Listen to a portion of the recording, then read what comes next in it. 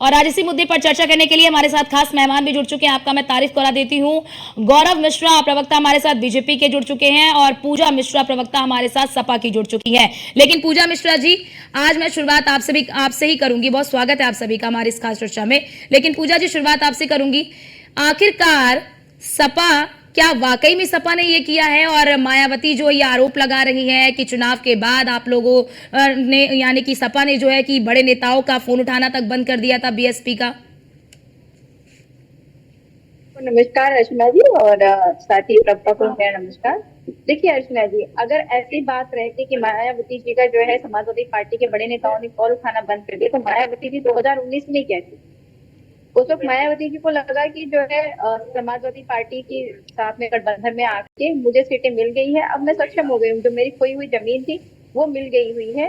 और इस पे जो है उन्होंने गठबंधन तोड़ा था। समाजवादी पार्टी ने गठबंधन नहीं तोड़ा था। समाजवादी पार्टी ने गठबंधन की पहल की थी। हम 2024 में, जब आपको पता इंडिया अलायंस हो रहा था, तब भी हमें लग रहा था कि हो सकता है कि मायावती जी बात करती हैं दलितों की, पिछड़ों की, तो इंडिया अलायंस में आए, पर मायावती जी बिल्कुल नहीं आए। मायावती जी जो है पूजा मिश्रा जी, ये बात तो वो मान रही है। पूजा मिश्रा जी, बसपा सुप्रीमो ये बात मान रही है, ये बात वो मान रहे हैं कि गठबंधन उन्होंने तोड़ा था, लेकिन उन्होंने कहा कि वो पार्टी के सम्मान के लिए उन्होंने ये गठबंधन तोड़ा था, क्योंकि चुनाव के बाद अखिलेश यादव दुखी हो गए थे और जिसकी वजह से उन्होंने फोन तक पिकअप करना बंद कर दिया था, फोन तक रिसीव नहीं कर रहे थे वो बीएसपी के बड़े नेताओं का। अगर चुनाव में प्रदर्शन खराब होता है तो कोई भी पार्टी हो, वो अपना जो है मंथन करती है, और दुखी होना या मंथन करना ये तो कोई बात नहीं होती है कि हमने इसलिए आप गठबंधन तोड़ दोगे।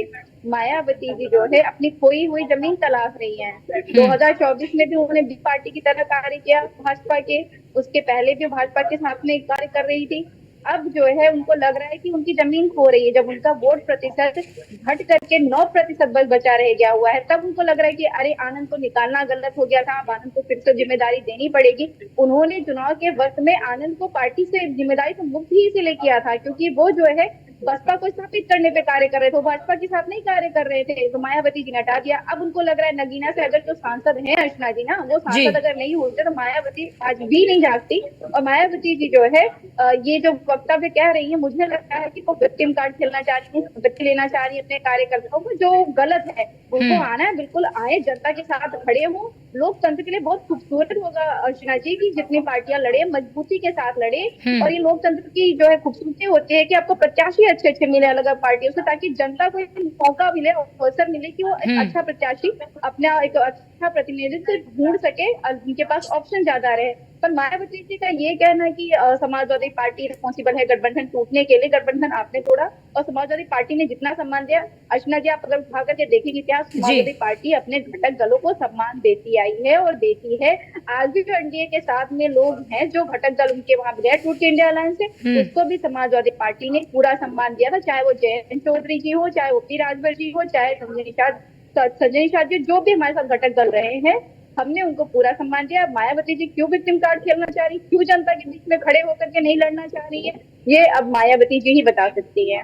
ठीक है गौरव मिश्रा जी, एक तरफ उपचुनाव, एक तरफ आने वाला विधानसभा का चुनाव और बीच में बसपा सुप्रीमो मायावती का ये बुकलेट अपील, आपको क्या लगता है कि क्या इस अपील के जरिए, इस बुकलेट में गठबंधन का जिक्र मायावती ने इसलिए किया है कि वो विक्टिम कार्ड खेलना चाहती, जिस तरह से पूजा जी कह रही हैं, या आपको लगता है कि क्या बसपा सुप्रीमो ये दिखाने की कोशिश कर रही हैं कि सपा जो है वो गठबंधन धर्म का पालन नहीं करती है?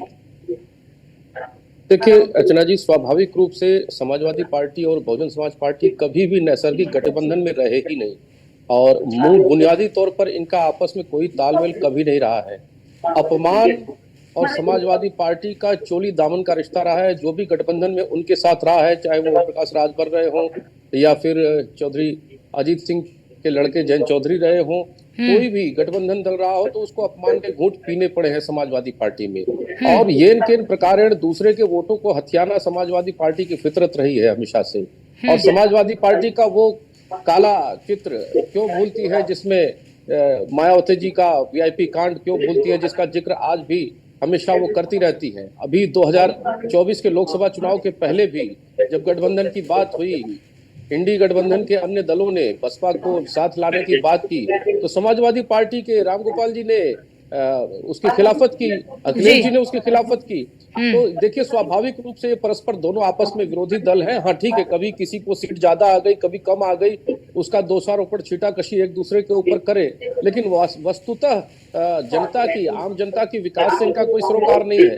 दोनों ही कहीं ना ठीक कहीं जातिगत राजनीति में ही ठीक अपने है, अस्तित्व को ठीक है। तलाशते रहे हैं ठीक और है। उसी के तोड़ फोड़ में, उसी के जुगत में ये लगे रहे। ठीक है गौरव जी। अश्वनी भी हमारे साथ, हमारे संवाददाता जुड़े हैं जो बेहतर तरीके से बताएंगे, क्योंकि वो ग्राउंड जीरो पर रहते हैं और वो बेहतर तरीके से बताएंगे। अश्वनी, जिस तरह से मायावती ने ये बुकलेट जारी किया है 59 पन्नों की, और इस बुकलेट में उन्होंने गेस्ट हाउस कांड का भी जिक्र किया, और उसके बाद उन्होंने 2019 में सपा के साथ जब गठबंधन टूटा तो उसका जिक्र भी किया, जिसमें उन्होंने कहा कि सपा के जो नेता हैं वो बीएसपी के नेताओं का फोन नहीं उठाते।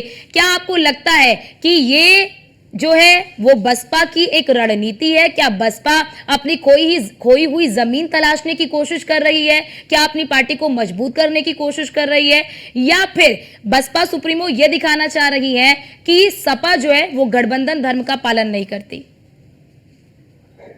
बिल्कुल समझना होगा सबसे पहले कि इस समय सबसे ज्यादा जरूरत गठबंधन की अगर उत्तर प्रदेश में किसी को है तो वो बसपा है। 2019 का लोकसभा चुनाव हुआ, बसपा और समाजवादी पार्टी का गठबंधन हुआ, वो कहीं ना कहीं ऐसा माना जा रहा था कि उत्तर दक्षिण एक साथ आ गए, क्योंकि अमूमन जो पुराने नेता है, पुराने जो जानकार है, उनसे अब जब बात करेंगे तो उत्तर प्रदेश में हमेशा लड़ाई बसपा और समाजवादी पार्टी की रही है। इनके जो छोटे स्तर पर कार्यकर्ता होते हैं, जब आप गाँव में जाइए, जो इनका कोर वोटर है, चाहे बसपा का जाटो जो कोर वोटर माना जाता है या फिर समाजवादी पार्टी का यादव कोर वोटर माना जाता है, हमेशा लड़ते रहे हैं। कहीं ना कहीं वो राजनीतिक लड़ाई हुई, लेकिन एक साथ आए, समझ में बैठा और कहीं ना कहीं चुनाव लड़ा गया। 2019 का चुनाव लड़ा, बसपा ने 10 सीटें हासिल की तो समाजवादी पार्टी ने 5 सीटों पर फतेह की, लेकिन उसके बाद गठबंधन टूट। ठीक है अश्वनी, बहुत शुक्रिया आपका, आप सभी का बहुत शुक्रिया।